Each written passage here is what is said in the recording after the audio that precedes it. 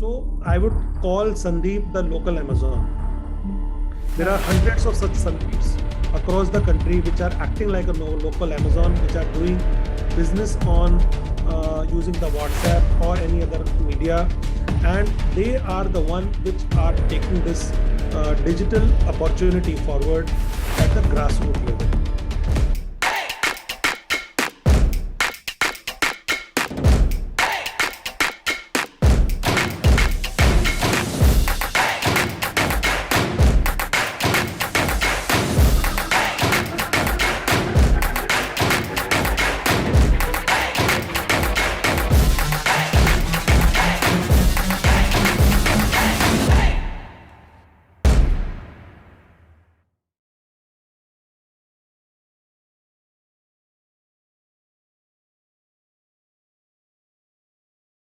India is the second largest mobile subscription base in the world with nearly 1.2 billion mobile subscriptions. It has the second largest internet subscriber base with 560 million internet subscriptions. There are 294 million social media users in the country. There are 176.8 million e-commerce users. There are 292,000 functional government approved common service centers around the country which deliver assisted online services. The annual digital payment transaction stands at 224.3 billion. Smartphone ownership has quadrupled from 5.5 smartphones per 100 people in 2013 to 26.2 phones per 100 in 2018. India has added 280 million smartphones users. These statistics reveals India's capacity for digital consumption, something that is higher than even of China and the United States. Concentrated government initiatives such as creating the world's largest digital identity program, Aadhaar, a robust digital infrastructure with the creation of broadband highways, universal mobile connectivity for all, the state-of-the-art national knowledge network, and focused impetus on the technologies such as cloud computing, big data, AI, and IoT are the some of the contributing factors fueling this growth. Hello and welcome to the Honest Talk by Freak Folks. I'm Harsh Pandey. For this particular session, we have with us very special guest today, Dr. Nikhil Agarwal, sir. Dr. Nikhil Agarwal is an Indian foremost entrepreneurship, innovation, and policy expert. He is best-selling author of the book Planet Entrepreneur. His two more books, The Startup Masterplan and The Digital Economy, Actors, Issues, and State Interest are under publication. He holds the dual charge of CEO of First and C3I Hub of IIT Kanpur. Foundation for Innovation and Research in Science and Technology First is responsible for all incubation and innovation research and startup activities at IIT Kanpur. Under his leadership, IIT Kanpur incubation activities have attained leadership position in the country with 150 incubated companies, over 700 patents filed. In 2018, he is appointed as the Vice Chairman, Mahaashmita Livelihood Rural Accelerator Program, Govt of Maharashtra, a program in joint collaboration with MSRLM and FICCI. In 2014, Indian Prime Minister urged Indian diaspora to return to the country to serve to the motherland. Dr. Agarwal responded to the call and returned from UK to join Government of Andhra Pradesh as Chief Executive Officer. Andhra Pradesh Innovation Society to kickstart the state with innovation agenda between 2015 to 2017, he is involved in developing large-scale innovation projects such as cybersecurity innovation park, rural innovation labs, incubation centers, startup ecosystem, set up startup fund, to name a few. And ladies and gentlemen, let me tell you, his profile has so many things, so many glories, which I won't be able to explain in next few minutes.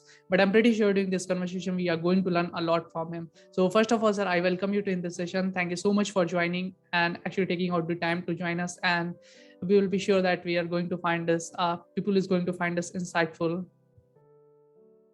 Thank you very much, Harsh. I'm delighted to be here. It's a lovely morning. It's quite cold in North India. Certainly, it's cold, lovely morning. And as we always say, always there is a sunshine. So today I can see a sunshine outside. So the cold morning with the sunshine is like a bright hope in entrepreneurship ecosystem. Correct, sir. Indeed, it's our pleasure too. So moving to the topic of today's session, which we have chosen is India's $1 trillion digital opportunity.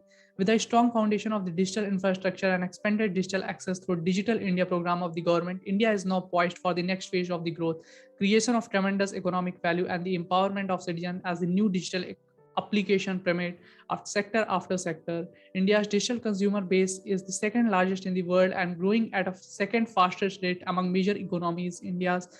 inclusive digital models, narrowing the digital divide within the country, and bridging benefit of the technology to all segments of the people. Half the potential economic value of $1 trillion in 2025 come from the new digital ecosystem in diverse sectors, including financial services, agriculture, healthcare, logistics, jobs, and skill market, e-governance, and other areas. So my very first request to you is please explain to our viewers about India's $1 trillion digital opportunity, how India is going to conquer this goal, and what are the pressing challenges in front of it. So you are absolutely right that India is one of the largest users of mobile devices in the world. We have close to 1 billion people actively using mobile devices. We are only second to China, where the Chinese numbers are certainly skewed. We never know the right numbers. So we can always assume that we are number one or number two country in the world in terms of mobile communication. And if you look at the 4G usage, which also denotes the internet usage, which is close to now half of the population, which is 500 million people. That's a humongous number. Considering if you look at the America, which is 330 million total population, or European population, which is just 600 million population, our internet usage population is far bigger than anything else. In the last 2 years of COVID, the numbers have grown significantly. Particularly the people who are doing business online, not just online. Online does not mean that they are doing e-commerce business. Anybody who is doing a business over WhatsApp. In fact, the digital payments, the WhatsApp businesses, people are transferring. Like today, if you have to buy a vegetable, the vegetable vendor clicks a photograph of bhindi and send you on WhatsApp. Say, this is a bhindi. Do you want? You say, yes. Ye wali chahiye, ye wali chahiye. Yeah, which of the apples you want? In fact, I did that experiment few days back, and I called my vegetable vendor. His name is Sandeep. I said, Sandeep, I need fresh apple. So he sent me 3 photographs. For the one photograph was Shimla apple, second photograph was of Washington apple, and third photograph was New Zealand apple. And he's sent me, sir, 120 rupees kilo, 150 rupees kilo, 180 rupees kilo, which one you want? Of course, I'll because the Shimla apples are more, I would say, less preserved, and they come quickly to you. So I said, and they were the cheapest also. So I gone for 120 rupees apple, and then he sent me, he delivered it to me and sent one of his boys, and I transferred 240 rupees for 2 kgs on. So that is an online transaction. The completely on transactions happen online. The goods are delivered offline. So I would call Sandeep the local Amazon. There are hundreds of such Sandeeps across the country which are acting like a local Amazon, which are doing business on using the WhatsApp or any other media, and they are the one which are taking this digital opportunity forward at the grassroots level. Indeed, sir. I think you have given a very beautiful example of this, and this is something that we need to actually understand. And the best thing about India is that Indian people are very tech savvy, and they are actually adopting these things. So this is a very positive change. So my next question to you is, what I want to know your opinion. Do you think the Team India's spirit of partnership and collaboration will be critical across central and state government, the private sector, industry association, and the social sector to achieve the goal? So I was reading an article many years back. In fact, that was an article which has come in early 90s. We are in 2020. I just started my job in 1997. I was reading an article, and I used to read Harvard Business Review quite often back then. And there was an article, if I'm not wrong, in 1995, which has come in Harvard Business Review. That was almost 27 years back, which says there are 2 types of CEOs. The one is going global and looking for collaboration, another looking for a job. So if you are a CEO, and if you are become part of the company which is not collaborating, which are going independent completely, definitely there is no hope for you. There is definitely no hope. And I can give you examples after examples. Some of the biggest companies in the world, like Reliance Jio, they have looked for partnerships. They have invited Microsoft and Facebook to become partners in their businesses. companies like Amazon are looking for partners. Like imagine everybody, like Amazon is one of the biggest companies that we know. Imagine that every single collaborator of Amazon, whoever is selling online says, we will not sell it online on Amazon. What will happen to them? They will close down their business. Yes. What will happen to Zomato, which have a stellar, uh, uh, yeah, they have done the listing, quite a stellar listing. Imagine every restaurant says that we will not do business with Zomato and they have to close down the business. So collaboration is the key. Even if you look at the small businesses, the collaboration happens. Collaboration happens all the time. You buy a raw material from somewhere, you process that raw material, be it food business, be it cloth business, any kind of businesses. So collaboration do happen. At the larger scale, at the startup level, now today we have close to 60,000 startups, and most half of the startups have come in just last 2 years during COVID time. Yes. And we have seen around 75 companies going unicorn. Even the first, today is 13th of Jan, when we are recording this interview for 2022. In 13 days, there are 3 unicorns which have been reported. And if you look at all the companies which are getting, becoming the unicorn status, they are getting their collaboration from all scale. So startups are helping startups. The big companies are helping startups. Startups are helped by the mentors and the investors.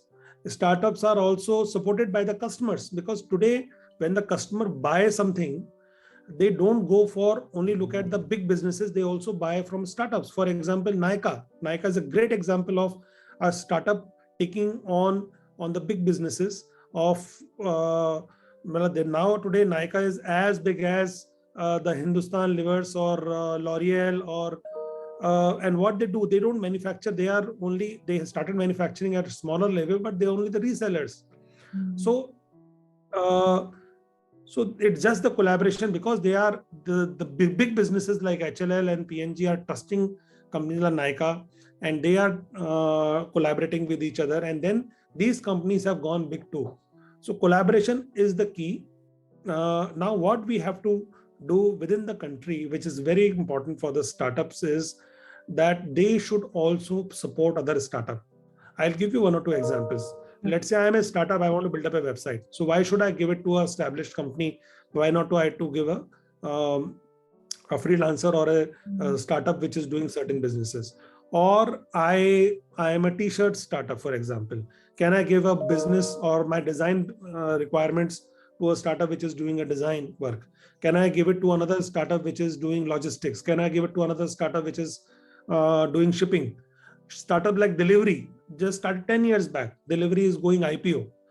Number of startups which see were still called sort of startup stage, they have gone really big businesses because of the collaboration opportunity. Now, the second part of the question which you ask about the state doing collaboration with centers and other states to states collaboration, state and center collaboration is definitely happening. I'm very pleased to see the kind of support the government of India has extended in the last 2 years' time. And I can name the schemes after schemes which have helped startups. Like one of the prominent scheme recently, the government of India have launched called Startup Investment and Startup India Fund Scheme, SIFS, which will give 20 lakhs rupees of grant and up to 1 crore of a soft loan to a startup which are new startup up to 2 years old. The another scheme which during the COVID time, number of such schemes like Shashakt by Ministry of IT was announced. Number of such schemes have just to focus on COVID related technologies and to support our own companies which were making masks and ventilators were supported by some of the schemes. Even the private sector has come forward by supporting CSR grants. The private venture capitalists have come forward and set up the ACT grant, which is almost 100 crores to support the COVID related activities. So that way, the corporate India has come forward in supporting the startups. However, what I want to see more is that state and state collaboration. Yes. Uttar Pradesh collaborating with Maharashtra collaborating with Telangana collaborating with Karnataka. At the individual level, that definitely happens, but at the state level, still not happening. Maybe because of the design of the state, because people in the states are busy in their own things. There is what is happening in other state, they don't know. So we can create a common platform, or government of India create a common platform where states and state collaborate with each other. That will be a next level of activity, which will be crucial to see, which will be helpful for startups and the new innovators. Indeed, sir. Actually, this is a very welcome change. And so, my next question to you is: we have seen the business world has changed dramatically over the last few decades, and now we live in a connected society where change can be fast-paced, constant, and unpredictable. Rapid advance in the technology have created an environment where the internet, smartphone, and social media are ubiquitous, and the 2008 global financial crisis and this 2019-2020 pandemic has increased the sense of turbulence, danger, and unpredictability in the certain areas. So in your opinion, what are the critical skills required to excel in this fast-paced changing world? So the first and foremost skill which is needed for new age entrepreneurs is communication. Right. And the reason I'm saying is that because now you have to communicate with a larger group, to your customers, to your investors, to other collaborators. So even if you are having a great technology, if you're not able to communicate that technology properly to others, you won't be able to find traction. And we have seen, particularly in my job at IIT, I have seen some really top end entrepreneurs comes in, top end innovators comes in, but they are poor in presentation, and we help them out in creating a presentation, in structuring their idea to others. How do you communicate a complicated product to somebody in a localized fashion? So for example, you are working in artificial intelligence and you start explaining them algorithm after algorithm, and this has happened, that has happened. The person will get bored. How do you communicate in a less number of words, in a clearly understood system? Like one of the brilliant things the government of India has done is introduction of Bhim network. Now any bank, you can connect your bank with a wallet, and through a wallet you can pay anybody. Now it's a hugely complicated system. If you look at the back end, it's quite complicated, but it is working brilliantly. Yes. The NCPI and the finance ministry is to be lauded for it. The another system which is work almost flawlessly is CoWIN app. Imagine the humongous data which is there. Correct. 100 crore people have been giving jabs. So their Aadhaar data, when they have jabs given, where they are jabs given, which is the next jab will come in. How do you do the scheduling? From where the slots are there, where the slots are not there. Imagine thousands and thousands of centers are there in the country. Millions of people are logging in and doing this, and it worked flawlessly. Imagine even if you are technologists yourself, or the technologists who are listening to it, imagine that you have to do this scheduling mechanism. How do you onboard? First of all, the question will be, how do you onboard millions of centers across the country? In one district, there may be 500 centers, 700 centers in this city like Delhi. Which center is giving Covaxin? Which center is providing this? How many slots are available? Each and everything works. There are maybe minor glitches, but I think overall I am quite happy with the CoWIN backend. Then Arogya Setu. How do you do the contract tracing? And this is done by not very experienced companies, but by the startups that I know. So those kind of technology advancement has so the communication is very important, despite of the fact that it is a very complicated structure, but government was able to communicate this quite easily. So first skill is communication. Second skill that you need to listen. The second very, very important thing is listening ability. Many of the innovators are so excited about their product, they don't listen and they don't accept. Listening is not just like listening to the discussion, but also accepting that fact that, okay, this is how I need it to be done. And I've met number of entrepreneurs whom we tell them that, okay, this is a change you have to do. This is the correction you have to do. and they are living in their own domain. They say, no, we'll not do it. You may be right, you may be wrong, we don't know. Only time will tell. But chances are, if there is an experienced people talking about something, you should listen. If you listen, the people who listen, particularly the business people who listen, they excel. Third important thing is relationship management. That is the only thing we have talked about collaboration few minutes back. If you don't build up your relationships, you will not do. All the companies where I spoke about, Nykaa, Zomato, Amazon, they just were built on relationships, huge relationships, relationship with customers, relationship with their providers, relationship with the investors, relationship with the team members. You need to have a very good relationship with your team member. Today, the jobs are so many. Imagine that a young guy who is a computer graduate coming out of an engineering college, and gone are the days that people used to work for 30 years, 40 years in one company. Now, one of the chap I was speaking to, he said, sir, I just graduated and I have joined, I have changed 2 jobs in 2 years. I said, ऐसा करोगे तो कैसा होगा? कह रहे sir 40 साल काम करना है, 40 कम नहीं चाहिए. And sir, he told me that, sir, you are telling 60,000 startups are there. I will find 40 people, 40 startups to work with. I just need 40. In 40 years, why should I stick to one? This was absolutely true. Like, I suddenly realized that our thinking is old. Our thinking is not with the going with the young people who are graduating, 19, 20-year-old guys who are graduating. They say 40 साल में 40 ही company तो चाहिए.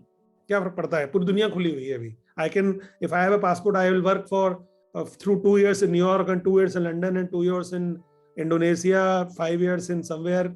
I will just go here and there. It does not matter. If I know my subject, if I have the skill, I will find a job. So today, finding a job is not a challenge. Holding your team is a challenge. It's your responsibility to hold the team. So your relationship matters when the team is with you or not. Exactly, sir. I think you have discussed some of the very important things with us, and I'm sure the people, those who are watching this session, they are surely going to find us meaningful, and I'm very actually sure about this. So my next question to you is, because as you have talked about the jobs, then my next question which comes here is that we have seen during this pandemic, actually this concept has emerged, and many people believe that the future of gig workers hold great potential because it tends to be more meaningful and rewarding in more than just the monetary aspects. So how do you see this, the future of gig economy? First question. And the second question is that we have recently seen the concept of solopreneur is emerged. So how do you see both of the things? So both the things are quite important in the current context, because as I have said, now the location does not matter. If you are into certain services which can be provided from anywhere, like the company which I am mentoring, few of the companies. So the one company headquartered in Dehradun, their team members sit in Delhi, their designers is in Nagpur, their development is happening in Pune. So it's all over, and people have a choice of moving from here and there. There are certain, of course, there are certain things which you need to be present there. For example, if you're running a restaurant, you need to be there. You need to cook your food, or you need to deliver to your customer. You cannot do anything about it. But there are many goods and services which can be done online and offline. Like today, we have 6 edtech startups, 6 edtech unicorns, sorry. So today morning, I think LeadLearn has become another unicorn, if I got the name right. And most of these companies employ gig workers which can work from anywhere. So you don't need to be the concept of brick and mortar that, okay, we need a university to teach, or we need a classroom to go to learn. Now the students are also sitting remotely. The teachers are also sitting remotely. You can be sitting in South Africa and you can be teaching to Indian students, and vice versa. That is entirely possible. So the online environment has provided an opportunity for people to move around. I was speaking to one of my friend who works for a very large computer company. He is a CEO there.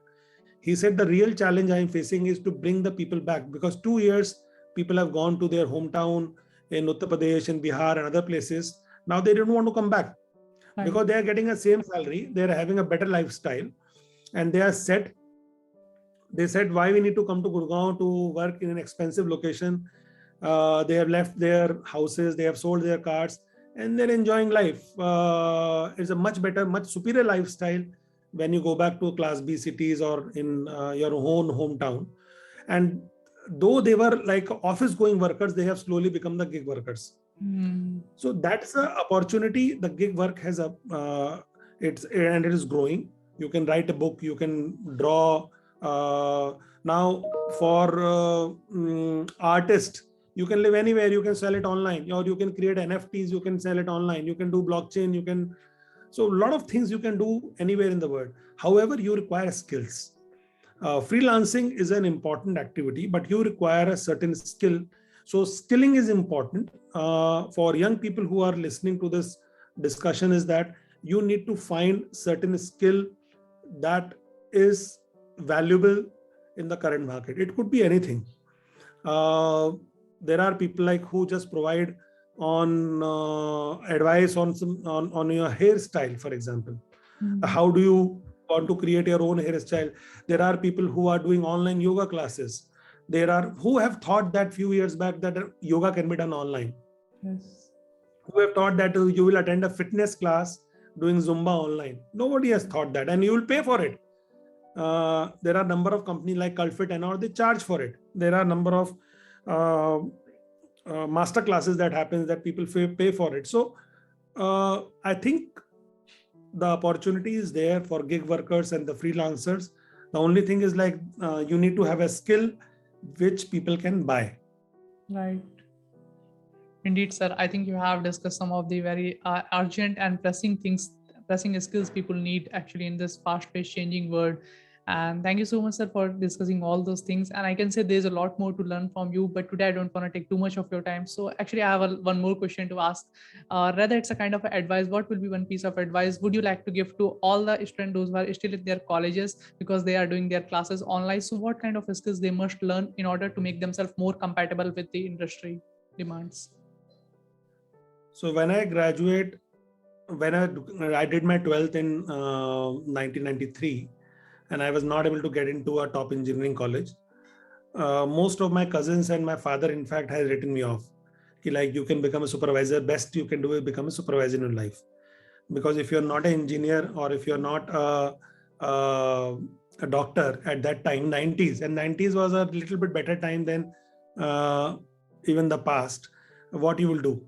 And certainly, I would say after 25 years of working, I would say I'm not too dissatisfied with my career growth. Today, the opportunities are immense. You can do actually one kind of skill every year if you want. And there is nobody to discard you. Today, I am looking for 10, 15 people who can help me out. I need people in X area, I need people in Y area, I need people in Z area. I don't look at their qualifications. I don't look at their background. I don't evaluate them on something. They said, I can do it. Okay, fine. Let us take a chance. I don't look at for their stability that I have worked in 15 years in one particular company. I was in Infosys 15 years. Now I want to look for a job. I'm not looking for that. I need somebody who can do my job. So get the job done. That is a very, very important skill for you to have. The second is that start building up your skills. Don't think that any job is a small job or some job, big job. The job you do well is a good job. Any job you do. And there is people I will not name, and there are people working with me in my organization. Today, I have people who are graduate of IITs, who are PhD holders, and there are certain people like who are graduates of small universities and colleges. And many of them doing exceptionally well, regardless of their background and qualification, because ultimately as CEO, what I want is I want job to be done. Whatever your qualification, whatever your background, does not matter after one point of time. If you are able to do your job well, if you are able to deliver whatever is being asked by your seniors, that is the most critical skill. So my advice to the students would be that whatever you do with your great heart into it, with the right skill and your 100% effort. If you are able to demonstrate that I have put in 100% effort, the other people also respect it. Indeed, sir. It was really a very meaningful advice, and I must say it was a kind of a healthy conversation with you over the topic. And thank you so much, sir, for joining and giving your important time. We look forward to conduct more such sessions with you in future. And thank you so much, sir. Thank you, sir. Thank you very much. Bye-bye. Bye, sir. On the ground is where I stand. Never give up, that was always the plan. It's so cold outside, I'm alone